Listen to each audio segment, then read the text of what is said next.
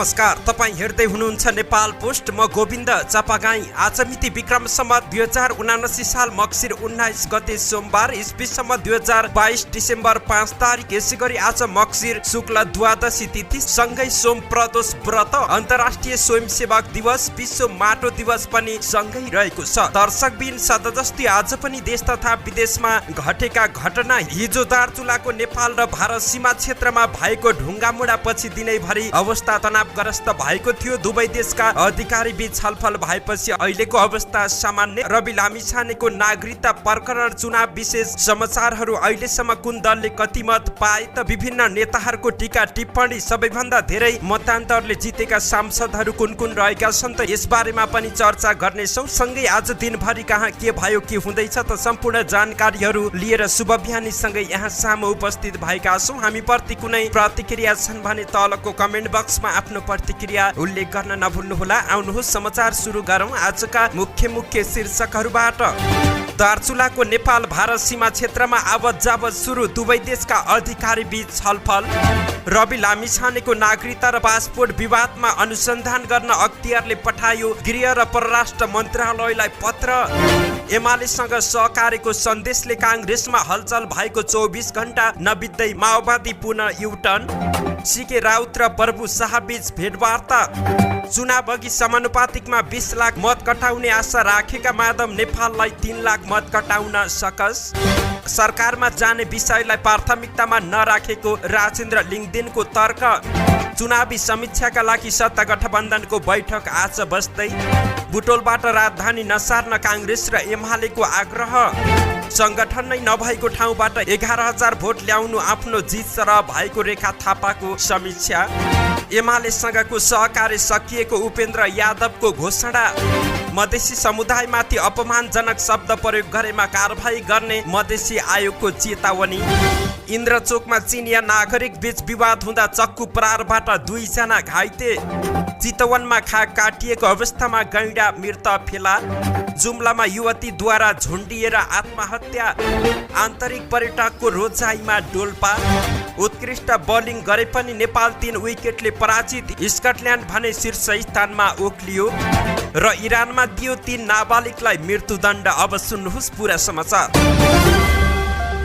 दार्चुलाको सदरमुकाम खलङ्गालाई जोखिममा पार्ने गरी भारतले महाकाली नदीमा तटबन्ध निर्माण गरेपछि हिजो दिउँसो नेपाल भारत सीमा क्षेत्रमा भएको विवाद समाधान भएको छ। नेपाली नागरिकले तटबन्धको विरोध गर्दा भारतीय पक्षले ढुङ्गा हानेको भन्दै हिजो दिउँसो पुलमा समेत आवत जावत बन्द गरिएको थियो। दार्चुलाका प्रमुख जिल्ला अधिकारी दीर्घराज उपाध्याय र भारतको दार्चुलाका डीएसपी बीच कुराकानी भएपछि पुलमा आवत जावत सुरु भएको जिल्ला प्रहरी कार्यालयका प्रवक्ता एवं प्रहरी निरीक्षक राजेश साईले जानकारी दिएका हुन्। दुवै देशका सरकारी कर्मचारी बीच भएको छलफलमा प्राविधिक टोलीले अध्ययन गरेपछि मात्रै भारतले तटबन्ध निर्माण गर्ने सहमति भएपछि सीमानाका खुल्ला गरिएको उनले जानकारी दिएका हुन्। भारतले नेपालतर्फ महाकाली नदीको धार फर्काउने गरेर तटबन्ध निर्माण गरिरहेको भन्दै दार्चुलाका स्थानीयवासीले विरोध गरेका थिए। उनीहरूले विरोध गर्दा भारतीय पक्षले ढुङ्गा हानेका थिए। घटनामा 4 जना नेपाली घाइते भएको स्थानीयले बताएका छन्। भारतले केही दिन यता तटबन्ध निर्माणलाई तीव्रता दिएको छ। नदीको धार परिवर्तन हुने गरी निर्माण भइरहेको तटबन्धले सदरमुकाम खलङ्गा जोखिममा पर्न सक्ने भन्दै स्थानीयवासी आक्रोशित भएका छन्। स्थानीयवासीले भारत सामु नेपाली प्रशासन निरीह भएको आरोप लगाउँदै तटबन्ध निर्माण कार्य तत्कालै रोकिनुपर्ने माग गर्दै आएका छन्। राष्ट्रिय स्वतन्त्र पार्टीका सभापति एवं चितवन 2बाट प्रतिनिधि सभा सदस्यमा निर्वाचित रवि लामिछानेको नागरिकता र राजधानी विवादबारे अनुसन्धान गर्न अख्तियार दुरुपयोग अनुसन्धान आयोगले गृह र परराष्ट्र मन्त्रालयलाई पत्रचार गरेको छ। आयोगमा यसबारे उजुरी परेपछि सम्बन्धित मन्त्रालयहरूलाई अनुसन्धान गर्न पत्र पठाइएको अख्तियारका प्रवक्ता श्याम प्रसाद भण्डारीले जानकारी दिएका हुन्। हामी कहाँ छुट्टै उजुरी आएको थियो, त्यस विषयमा के भएको अनुसन्धान गर्न भनेर हामीले गृह र परराष्ट्र मन्त्रालयलाई लेखी पठाए भण्डारीले भने। लामिछानेको नागरिकता र राजधानी विवादबारे गृह मन्त्रालयमा पनि उजुरी परेको छ। उक्त उजुरी पछि अहिले यो विषयमा जिल्ला प्रहरी परिसर काठमाडौँले छानबिन प्रक्रिया थालेको छ। लामिछानेले अमेरिकी नागरिकता लिँदा नेपाली नागरिकता खारेज नगरेको र फेरि अमेरिकी नागरिकता त्याग गरेपछि पनि पुनः पुरानै नागरिकताको प्रयोग गरेको आरोप लागेको छ। लामिछानेले अमेरिकी पासपोर्ट हुँदाहुँदै नेपाली पासपोर्ट पनि लिएको तथ्य केही दिन अघि उकेरा.com ले प्रकाशित गरेको थियो। उकेराका अनुसार लामिछानेले 2050 सालमा प्राप्त गरेको नागरिकता नै प्रयोग गरिरहेका छन्। उनले अमेरिकी नागरिकता लिएपछि पनि नेपाली नागरिकता त्यागेको देखिएको छैन। विदेशी नागरिकता लिने बित्तिकै नेपाली नागरिकता कायम रहँदैन। विदेशी नागरिकता लिने भएपछि आफैले नागरिकता त्याग्नुपर्छ। तर उनले निष्क्रिय भइसकेको नागरिकताका आधारमा 2015 मै नेपाली पासपोर्ट लिएको देखिएको छ। लामिछानेले मक्सिर 4 को चुनावमा पुरानै नागरिकताको प्रयोग गरी उम्मेदवारी दिएका थिए। यस विषयमा निर्वाचन आयोगमा पनि उनी विरुद्ध उजुरी परेको थियो। आयोगले स्पष्टीकरण सोध्दासम्म मतदान भइसकेको थियो। त्यसपछि उनीहरू विरुद्ध गृह मन्त्रालयमा उजुरी परेको थियो। शनिबार नेकपा माओवादी केन्द्रले नयाँ सरकार गठनमा सत्ता गठबन्धन बाहिर पनि विकल्प खोज्न सकिने सन्देश प्रवाह गर्यो। गठबन्धनबाट माओवादी केन्द्रले प्रधानमन्त्रीमा दाबी प्रस्तुत गर्ने र त्यो हुन नसकेको खण्डमा एमाले लगायतका दलसँग सहकार्य गर्न सकिने पनि माओवादीको सन्देश रहेको थियो। पार्टीको शनिबारको पदाधिकारी बैठकबाट त्यो सन्देश प्रवाह भएको 24 घण्टा बित्न नपाउँदै हिजो माओवादी केन्द्र युटर्न भएको छ। पार्टीको आइतबार बसेको पदाधिकारी बैठकमा अध्यक्ष प्रचण्डले सत्ता गठबन्धन नटुट्ने स्पष्ट पारेका छन्। उनले सत्ता गठबन्धनका 4 दल र लोसपा सहित मिलेर चुनाव लगिएको स्मरण गर्दै गठबन्धन र तालमेलको भावना अनुसार नै नयाँ सरकार बन्ने बताएको एक नेताले जानकारी दिएका छन्। ती नेताका अनुसार गठबन्धनबाट पार्टी दायाँ बायाँ नहुने भएकाले सोही अनुसार आफ्नो गतिविधि गर्न पनि नेताहरूलाई निर्देशन दिएका छन्। हामी गठबन्धनकै पक्षमा छौं र हुन्छौं प्रचण्डको भनाई उद्धृत गर्दै ती नेताले भने हामी गठबन्धन भन्दा दायाँ बायाँ गर्ने स्थितिमा छैनौं। यसरी जाँदा कसैले लान्छना लगाउने भन्ने पनि हुँदैन। यो कुरालाई तपाईहरूले चिरेर जानुस्। शनिबार माओवादीले एमालेसँग सहकार्य गर्न सक्ने भनेर बाहिर मेसेज गए पनि पार्टी त्यो अवस्थामा नपुगिसकेको प्रचण्डले बैठकमा बताएका हुन्। बैठकपछि माओवादी केन्द्रका महासचिव देव गुरुङले पनि पार्टीले हाल कायम रहेको गठबन्धनको विकल्प खोजी नसकेको स्पष्ट पारेका छन्। जनमत पार्टीका अध्यक्ष सीके राउत र नेता प्रभु शाह बीच भेटवार्ता भएको छ। रौतहट 3 बाट निर्वाचित शाह र सप्तरी 2 बाट निर्वाचित राउत बीच हिजो आइतबार भेटवार्ता भएको। शाहले सामाजिक सञ्जाल मार्फत भेट भएको जानकारी गराएका छन्। आफूहरू बीच समसामयिक राजनीतिक विषयमा छलफल भएको उनले उल्लेख गरेका छन्। शाहले एमालेले दिएको टिकट छाडेर स्वतन्त्र उम्मेदवारी दिएर निर्वाचनमा लडेका थिए। उनलाई गठबन्धनको सहयोग रहेको थियो। निर्वाचन अघि प्रचार प्रसारका क्रममा एकीकृत समाजवादीका अध्यक्ष माधव कुमार नेपालले आफ्नो पार्टीले 20 लाख समानुपातिक मत ल्याउने दाबी गरेका थिए। उनले सबैभन्दा धेरै मत ल्याएर आफ्नो पार्टी पहिलो बन्ने पनि बताएका थिए। तर 1 करोड 4 लाख समानुपातिक मतगणना भइसक्दा एकीकृत समाजवादीले 2,94,362 मत पाएको छ। अर्थात् 3 लाख ल्याउन पनि हम्मे परेको छ। 1.5 वर्ष अघि मात्र एमाले विभाजन गरेर नेपालले एकीकृत समाजवादी पार्टी गठन गरेका थिए। पार्टी गठन भएको 8 महिनापछि भएको स्थानीय तहको निर्वाचनमा एकीकृत समाजवादीले 1 महानगरपालिका 1 उपमहानगरपालिका सहित धेरै नगरपालिका र गाउँपालिका जितेको थियो। त्यसैले संसदीय निर्वाचनमा पनि आफ्नो पार्टीले उल्लेख्य मत ल्याउने नेता नेपालको अपेक्षा थियो। तर प्रतिनिधि सभाको प्रत्यक्षतर्फ 10 सिट जितेको एकीकृत समाजवादी राष्ट्रिय पार्टी बन्न सङ्घर्षरत रहेको छ। हालसम्मको मतगणनाले एकीकृत समाजवादी पार्टी राष्ट्रिय पार्टी नबन्ने सम्भावना प्रबल देखिएको छ। यसमा स्याङ्जा 2 बाजुरा र दोलखाको मत भने जोडिएको छैन। एकीकृत समाजवादीलाई राष्ट्रिय पार्टी बन्न अझै 17,000 मत आवश्यक पर्छ। तर एकीकृत समाजवादीलाई त्यति मत ल्याउन महाभारत देखिएको छ।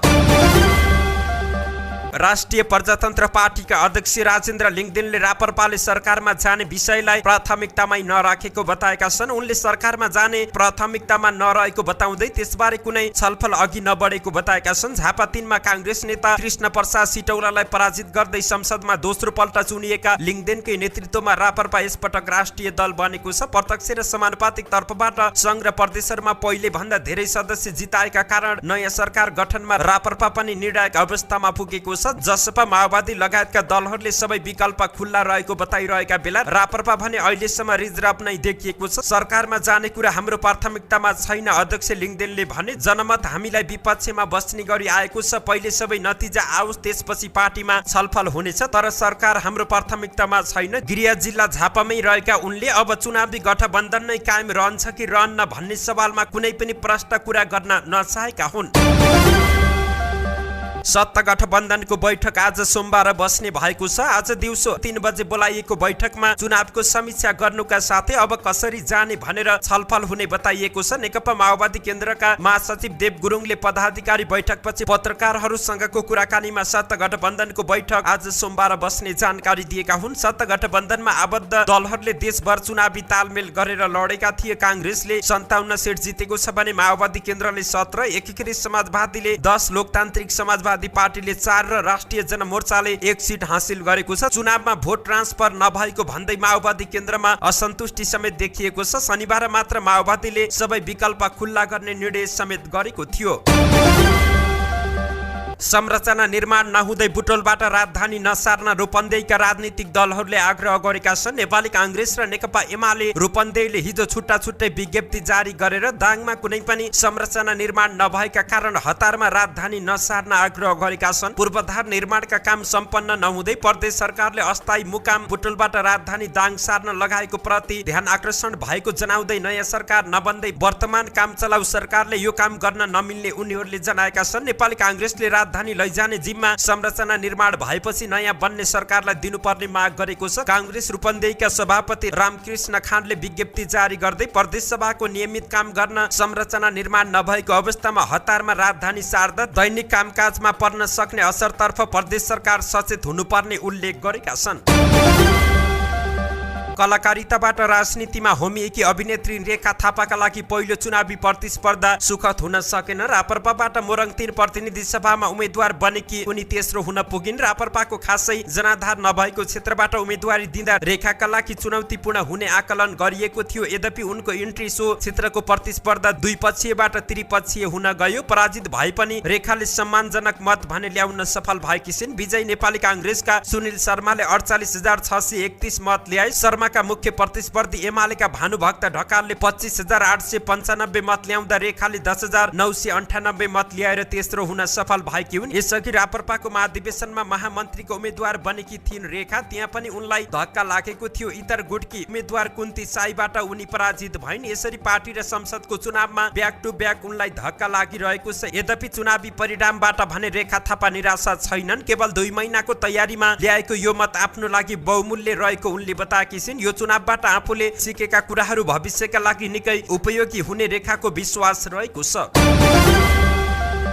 मक्सिर 4 गते भएको प्रतिनिधि सभा र प्रदेश सभा निर्वाचनको चुनावी परिणाम सकिन लागेको छ। हालसम्म 165 मध्ये 164 क्षेत्रको अन्तिम मत परिणाम सार्वजनिक भइसकेको छ। सर्वाधिक मत ल्याएर चुनाव जित्नेमा एमाले अध्यक्ष केपी शर्मा ओली रहेका छन्। झापा 5बाट विजयी भएका ओलीले 52,319 मत ल्याएर चुनाव जिते। यस्तै दोस्रो सर्वाधिक मत ल्याउनेमा राष्ट्रिय स्वतन्त्र पार्टीका सभापति रवि लामिछाने रहेका छन्। चितवन क्षेत्र नम्बर 2बाट चुनाव जितेका उनले 49,300 मत ल्याएर विजयी भए। तेस्रो सर्वाधिक मत ल्याउनेमा मोरङ क्षेत्र नम्बर 3बाट विजयी भएका नेपाली कांग्रेसका उम्मेद्वार सुनिल कुमार शर्मा रहेका छन्। उनले 48,331 मत ल्याएर चुनाव जिते। रामेछापबाट विजयी भएका नेपाली कांग्रेसका पूर्णबहादुर तमाङले 47,099 मत ल्याएर विजयी भए। 5औं सर्वाधिक मत ल्याएर जित्नेमा नेकपा एमालेका गोकुल प्रसाद बास्कोटा रहेका छन्। काभ्रेको क्षेत्र नम्बर 2बाट विजयी भएका बास्कोटाले 45,345 मत ल्याएका हुन्। यस्तै भक्तपुर 1बाट विजयी भएका नेपाल मजदुर किसान पार्टीका प्रेम सुवालले 42,761 मत ल्याउन सफल भएका हुन्। जनता समाजवादी पार्टीका अध्यक्ष उपेन्द्र यादवले नेकपा एमालेसँगको सहकार्य सकिएको बताएका छन्। 4 मक्सिरको चुनावमा एमालेसँग जसपाले केही सिटमा तालमेल गरेको थियो। आइतबार विराटनगर विमानस्थलमा पत्रकारसँग कुरा गर्दै जसपा अध्यक्ष यादवले एमालेसँगको चुनावी सहकार्य सकिएको बताएका छन्। उनले भने, हामीले चुनावमा एमालेसँग केही क्षेत्रमा तालमेल गरेका थियौं। चुनावसँगै सहकार्यको कोर्स पनि सकिएको छ। यादवले सरकार गठनमा कसलाई समर्थन गर्ने वा नगर्ने विषयमा निर्णयमा पुगी नसकेको बताए। पार्टीले सरकारमा सहभागिताका सन्दर्भमा देशैभरि एउटै नीति लिने पनि यादवको भनाइ रहेको छ। 4 मक्सिरको चुनावमा यादव सप्तरी 2बाट जनमत पार्टीका अध्यक्ष डाक्टर सीके राउतसँग फराकिलो मतान्तरले पराजित भएका हुन्। मधेसी आयोगले मधेसी समुदायमाथि लक्षित गरी अपमानजनक शब्द प्रयोग नगर्न तथा नगराउन सबैलाई सचेत गराएको छ। आयोगले हिजो आइतबार विज्ञप्ति निकालेर मधेसी समुदायलाई लक्षित गरी प्रयोग गरिने अपमानजनक शब्द प्रयोग नगर्न आग्रह गरेको छ। यस्ता शब्द प्रयोग गर्ने जुनसुकै व्यक्ति वा संस्थामाथि नेपालको प्रचलित कानुन अनुसार कारबाही हुने मधेसी आयोगले चेतावनी दिएको छ। आयोगका अध्यक्ष डाक्टर विजय कुमार दत्त सहित आयोगका सदस्यबाट यस्ता संवेदनशील घटनाहरूको अनुगमन हुने गरेको र सम्बन्धित निकायलाई यथाशीघ्र छानबिन गरी दोषीलाई कडा कारबाही गर्न सिफारिस समेत गरिरहेको बताइएको छ। आयोगले यस्ता घटनाको उजुरी आयोगलाई विभिन्न माध्यमबाट दिन पनि अनुरोध गरेको छ।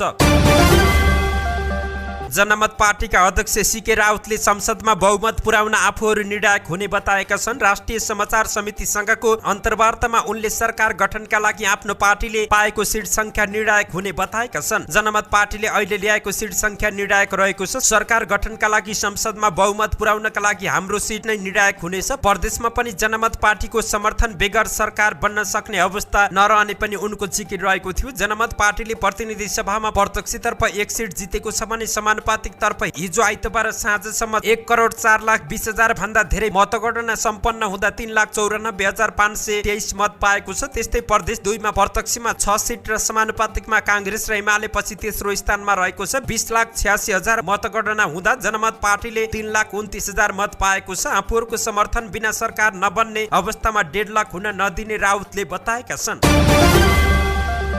नक्कली प्रमाणपत्र पेश गरी जागिर खाएको भन्दै कैलालीको भजनी नगरपालिका स्थित राष्ट्रिय माविमा कार्यरत शिक्षकमाथि विशेष अदालतमा मुद्दा दायर गरिएको छ। भजनी नगरपालिका 4 स्थित राष्ट्रिय उच्च माध्यमिक विद्यालय खैलाडमा कार्यरत शिक्षक मथुरा चौधरीमाथि नक्कली प्रमाणपत्र देखाएर जागिर खाएको आरोप लगाउँदै विशेष अदालतमा मुद्दा दायर गरिएको छ। अख्तियार दुरुपयोग अनुसन्धान आयोगका प्रवक्ता श्यामप्रसाद भण्डारीका अनुसार शिक्षक चौधरीको शैक्षिक योग्यताको प्रमाणपत्र छानबिन गर्न माग गर्दै अख्तियारको कार्यालयमा उजुरी निवेदन परेको थियो। सो निवेदनमाथि अनुसन्धान हुँदा चौधरीले नक्कली शैक्षिक योग्यताको प्रमाणपत्र पेश गरेर राष्ट्र सेवकको लाभ लिएको पुष्टि भएपछि हिजो आइतबार उनी विरुद्ध मुद्दा दायर गरिएको अख्तियारले जानकारी दिएको छ।